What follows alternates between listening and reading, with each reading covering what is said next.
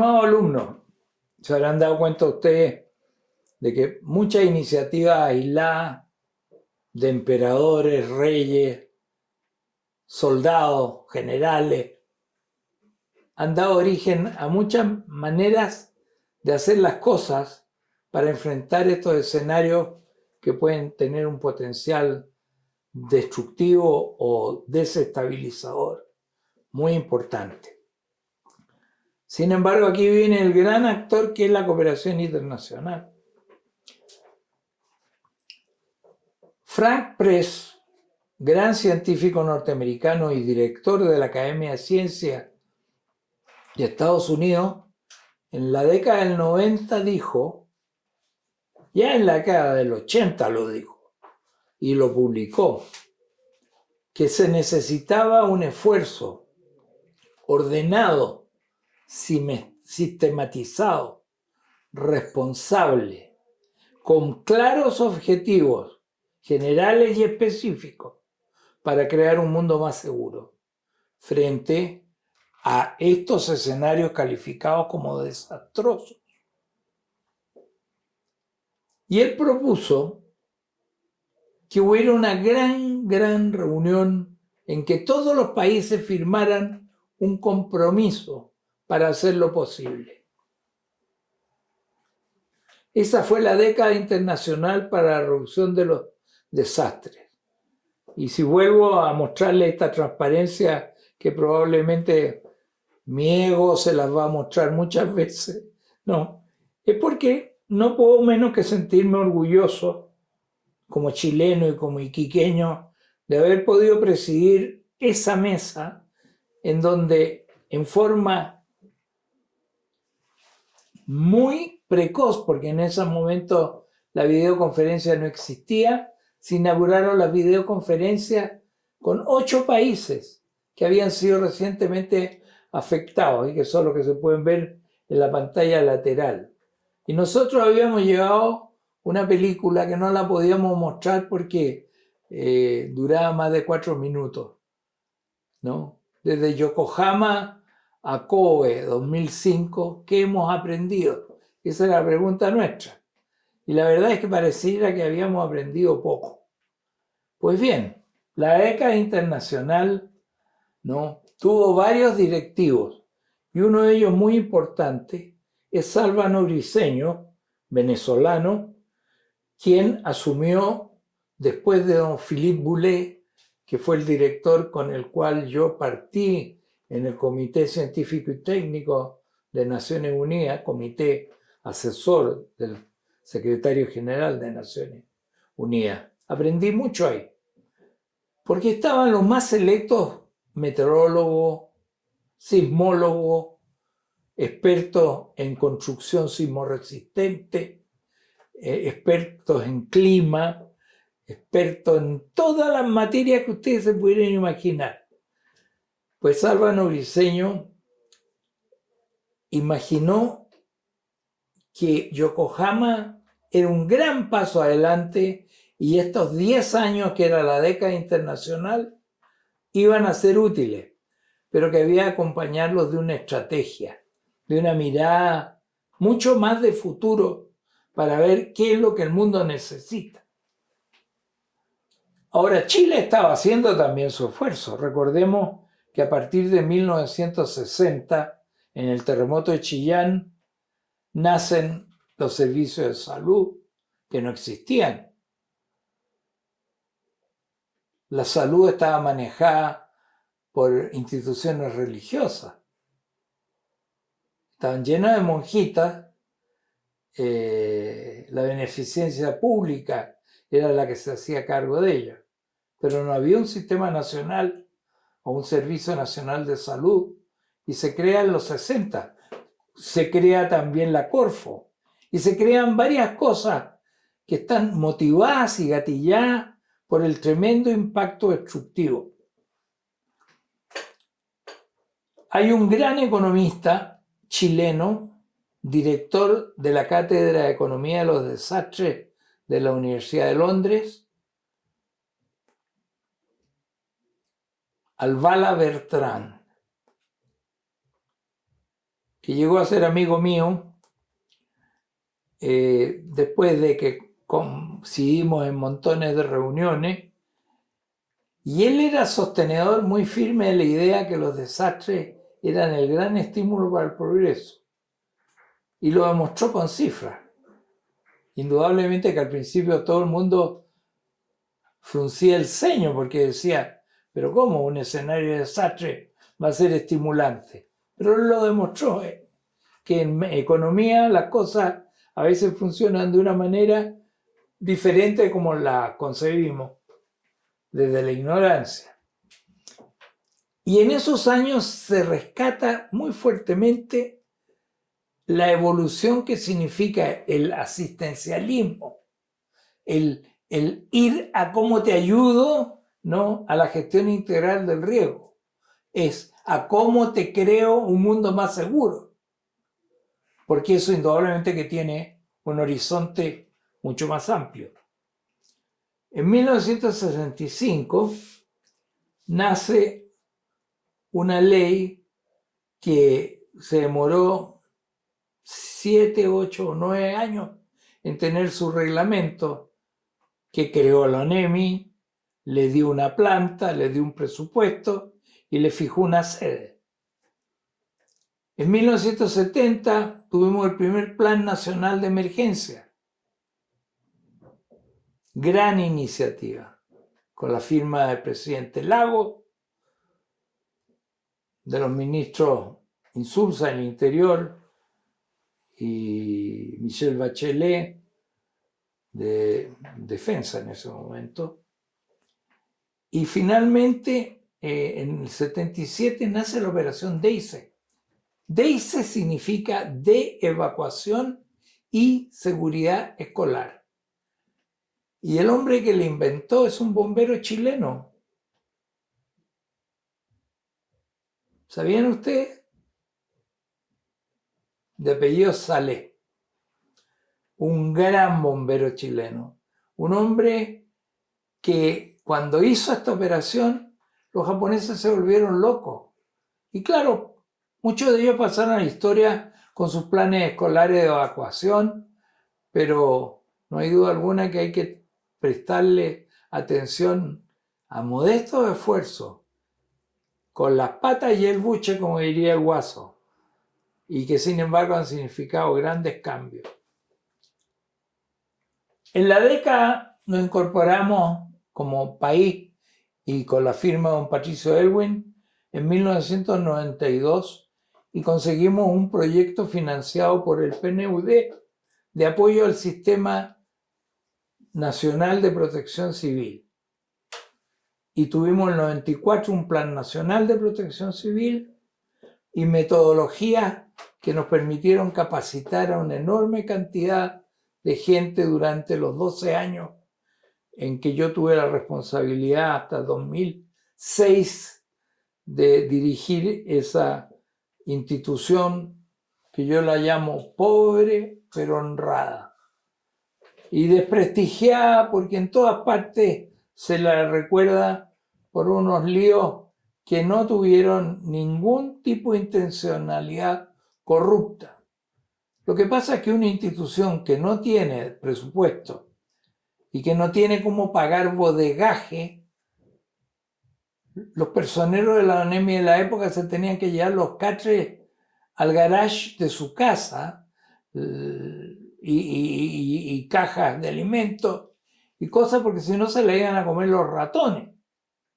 Pues bien, el juicio de cuentas que se hizo fue tremendo. La Contraloría estuvo 5 años dentro de la ONEMI, 5 años en que afortunadamente yo ya era director allá y un día tuve la visita de don Arturo Aylwin, Contralor General de la República, y que me venía a felicitar por los progresos que ONEMI había hecho y que la Contraloría salía de la ONEMI.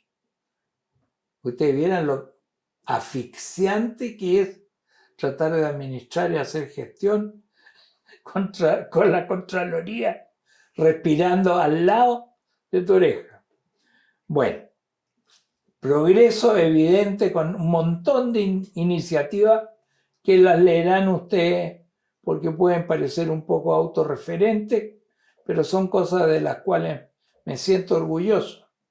ONEMI es la única institución de Latinoamérica que ha recibido el Premio Naciones Unidas Sasakawa.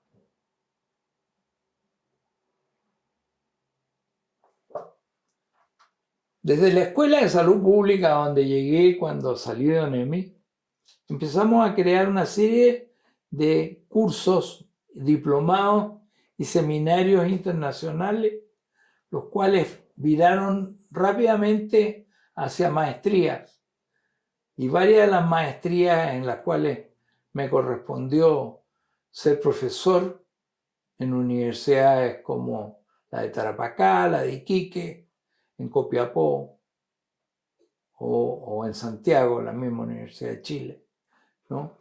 Son maestrías que tienen alumnos con los cuales me encuentro periódicamente y probablemente soy el único ciudadano que no tiene una maestría, porque en esa época no me dediqué a obtener maestría sino a enseñar. El diplomado en gestión integral del riesgo para protección de establecimientos y organizaciones me significó una distinción que yo guardo con mucho cariño, que es la medalla Diego Portales que otorga el Comercio de Santiago por el valor que tienen iniciativas destinadas a protegerlos y a reorientar sus capacidades, mejorar su seguridad y la de su entorno. La pregunta que surge entonces de todas estas reflexiones: ¿cuándo la gestión integral del riesgo va a ser una prioridad nacional? Y nos propusimos con 2 colaboradores en la Escuela de Salud Pública hacer un estudio sobre iniciativas legales que pudieran ir en ese sentido. No encontramos ninguna. Las prioridades son siempre otras y las emergencias y desastres, desgraciadamente, van a la cola. Quizás lo único novedoso es que a partir de una asesoría de Naciones Unidas, hoy día tenemos una nueva ley a la cual le deseo el mayor éxito y que espero que se acompañe de buenas metodologías de capacitación, porque en el fondo nada de lo que hagamos sin el concurso de la gente y de sus comunidades va a tener éxito si no les enseñamos a ellos primero. Los escenarios recientes están en la memoria de todo: el 27F, en Talcahuano, en Coronel, en Constitución, en Dichato, en Talca. Vean ustedes, en Talca se produjo la mayor mortalidad porque tenía la mayor carga de adobe de todas las regiones. Esta es una iglesia en Curicó. Vea qué débil mampostería, qué débil y frágil son los elementos sustentables que tiene una iglesia, que es a donde la gente corre a refugiarse buscando la protección divina, la cual muchas veces no llega, sino en forma de un derrumbe. El Teatro Municipal de Valparaíso, el Palacio de Bellas Artes en Santiago, el edificio famoso que estuvo en las portadas durante muchos meses, borde del río, pero que está en el borde del río, no, está en el cauce de un brazo del Biobío. Ahora, si yo quiero un mal comportamiento del terreno, busque el cauce de una vía fluvial. Una de nuestras autopistas que nos permiten llegar a tiempo hoy día, pero este es en Vespucio Norte, a la altura de San Martín. Todo se caía, pero no solo en Chile. El terremoto de Japón en Fukushima, ¿no?, mostró pavorosos escenarios que yo les pido que revisen 1 y 1000 veces. Es el aeropuerto en Fukushima. El aeropuerto está bajo el agua, entero. Y vean ustedes los aviones y los autos que estaban estacionados. Después surgieron los incendios. Después las explosiones de industrias químicas y algunas de ellas ligadas a elementos radioactivos que pueden durar 150 años su efecto negativo. La contaminación que se produjo por derrames químicos. Cuando todo era agua, piense usted la dilución de esto. Y claro, en la descripción clásica de los tsunamis, por una parte hay gente que piensa en la ola y otro en los trenes de marea creciente. Bueno, aquí se combinaron todo. Esta embarcación que está en el centro de ese remolino tuvo un día entero tratando de salir de ella a pleno motor. No pudo, se hundió.